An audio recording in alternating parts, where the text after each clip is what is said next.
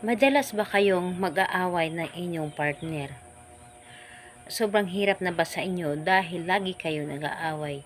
Na para bang walang katapusan ang away ninyo, na halos araw-araw o oras-oras kayo ay nag-aaway?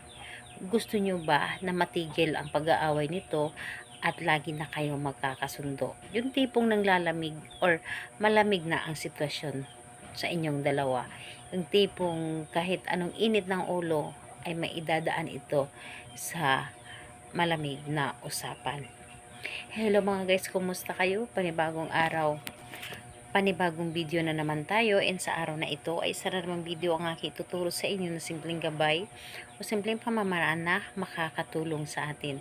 At bago ang lahat, gusto ko lang mag-disclaimer sa mga taong hindi naniniwala at hindi gusto ang mga kagaya nitong video. Please skip this video and maghanap kayo ng videos na gustong gusto nyo, dahil ang video na ito ay para lamang ito sa mga taong naniniwala and gusto mag-try. Sa lahat po ng mga nagko-comment dito sa aking video dito sa loob ng aking channel, mag-ingat sa lahat ng mga nagre-reply sa inyo na dinadala kayo sa kailang WhatsApp, Imo app upang makaiwas po tayo sa scam.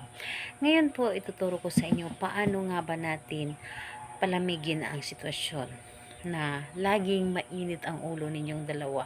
Yung lagi kayo nag-aaway, puro silusan, puro pagdududa, gawin natin ito. Maghanda lamang tayo ng isang basong tubig. And dapat yung baso na paglalagyan o pag gagamitin ninyo, glass po. Babasagin at clear dapat. And kailangan din natin dito ng 2 piraso ng posporo. So ito ang dapat nating ihanda. And kapag nahanda mo na, kailangan na i-ready mo rin dito ang inyong sarili. Kailangan buo ang inyong loob sa paggawa nito, buo ang inyong tiwala, paniniwala sa inyong dapat na gawin, and hindi kayo nagdududa dapat. And para bang ang lakas ng energy ninyo na gawin ito. And kapag ready ka na, pwede mo na itong simulan. So ang gagawin mo lamang dito, napakadali lang. Dito sa 2 posporo na ito, isipin ninyo na kayong dalawa ito.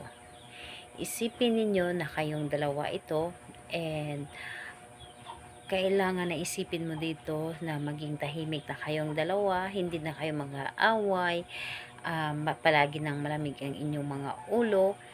And ang gagawin po ninyo kapag nasabi niyo na dito sa posporong ito ang lahat ng mga nais ninyo na gusto mo ng katahimikan dahil ayaw mo na lagi kayo nag-aaway, ang posporong ito ay inyo itong sindihan. Sindihan ninyo ito ng magkasabay. So, pagkasindi mo ito, tulad po ninyo, nito ay magkasabay po itong kailangan magkasabay itong mag-aapoy. So, ito po mag-aapoy ito. Pagkatapos nito, or kahit hindi pa siya namatay, isabay nyo din dito, ihulog. Isabay nyo ihulog dito sa baso na may tubig. And pagkatapos mo ihulog dito, humiling kang muli.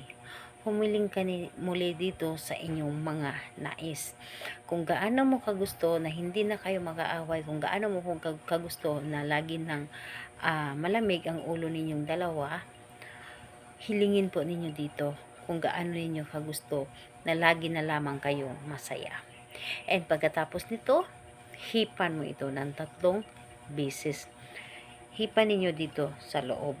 And pagkatapos po, ang basong ito, ilagay mo ito sa ilalim ng inyong kama, sa inyong hinihigaan. Paano kung wala kaming kama? Napakadali po. Ilagay po ninyo ito sa gilid ng inyong pintuan sa loob ng inyong kwarto. Doon po ninyo ito ilagay ng 3 araw o 3 gabi. And pagkatapos ng 3 gabi, saka mo ito itapon. And sa pagtapon mo, sasabihin mo dito bago mo itapon, itapon ko na ang mainit naming pag-uusapan. Itapon ko na ang lahat ng mga pag-aaway namin at lagi nang malamig ang ulo namin at lagi na kami masaya. So, ganun po ang inyong gagawin. And yung baso, hugasan ninyo at gamitin sa normal na gamit sa araw-araw. And ayun po, i-claim ninyo sa inyong sarili kung ano ang gusto ninyong mangyari and wag ninyo itong haluan ng negative. And kung magtatanong ka kailan ito pwedeng gawin, gawin ito sa araw ng Tuesday and Friday. Pero kung hindi ka makapaghintay ng Tuesday and Friday, kung pakiramdam po ninyo na parang hinihila kayo na gawin ito, gawin ninyo ito. Huwag kayo maghintay ng Tuesday and Friday. So, ayan po. Salamat po sa inyo. Bye bye everyone. God bless us all.